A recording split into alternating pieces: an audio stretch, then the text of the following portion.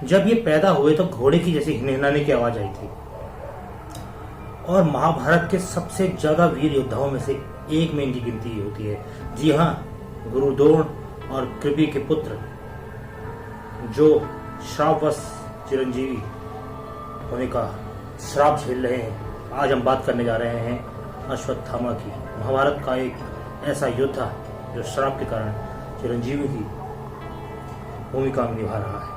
नमस्कार दोस्तों, स्वागत है आपका हॉरर ध्वनि में। दोस्तों, द्रोणाचार्य और कृपाचार्य की बहन कृपि पुत्र ना होने के कारण काफी व्यथित थे, परेशान थे। तो इन्होंने शिव जी की घोर तपस्या की। उसके बाद एक पुत्र उत्पन्न होता है जो पैदा होने से ही घोड़े की हिनहिनाने की आवाज निकालता है, जिस कारण उसका नाम पड़ता है अश्वत्थामा।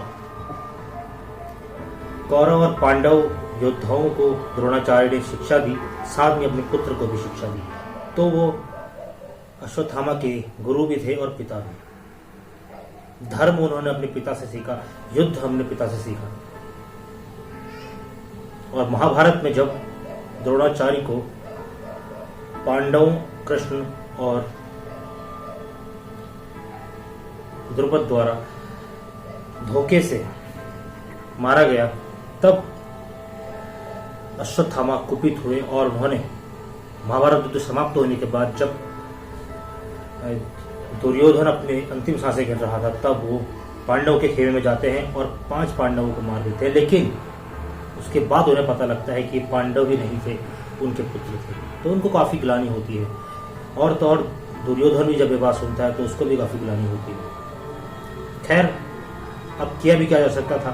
श्री कृष्ण उनके माथे पे एक मणि होती है जो उनके जन्म से ही उनके साथ होती है। और एक बात और कि अश्वत्थामा शिव जी के अवतारों में से ही माना जाता है। तो कृष्ण ने उनके माथे की मणि निकाल देते हैं और एक श्राप देते हैं कि तुम आजीवन लंबे समय के लिए, कालों के कई काल तक यूं ही निर्जन जंगलों में भटकते रहोगे भूखे प्यासे, और तुम्हारे माथे से जो मणि निकालने का घाव है उससे हमेशा रक्त बहता रहेगा, ये घाव कभी नहीं भरेगा। दोस्तों, मध्य प्रदेश के असीरगढ़ के किले में कई लोगों ने इनको देखने की बात कही है, कई लोगों ने इनको देखा है। वो आज धरती पर जीवित भी नहीं है। कई लोगों को ये राह भी दिखाते हैं, मगर हल्दी और तेल ये मांगते रहते हैं अपने घाव के लिए। इसी पर एक कहानी है कि एक वैद्य से भी इन्होंने काफ़ी दशक पहले गए थे उनके पास, तो उनसे इन्होंने हल्दी और तेल या कुछ दवाइयाँ वगैरह मांगी थी अपने इस घाव के लिए। तो 8 फुट के लंबे, उस समय मानव शरीर जो है इतना ही लंबा हुआ करता था। और पृथ्वीराज चौहान, जिनको जंगलों का, जड़ी बूटियों का काफ़ी ज्ञान था, उनसे भी एक बार ये मिले, मगर उनसे भी ज़्यादा ज्ञान उन पर अश्वत्थामा को था जड़ी बूटियों के बारे में, तो वो भी उनको नहीं बता पाए।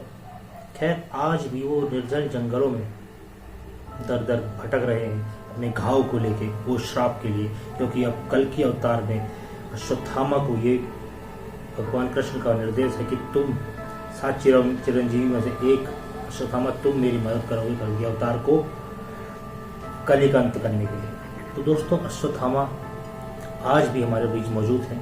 असीरगढ़ के किले में शिव की आराधना करते हैं और कोई आज तक उन्हें देख नहीं पाया। जो देखता है या तो पागल हो जाता है या फिर वो मर जाता है, क्योंकि उनकी आंखों में एक सम्मोहन है।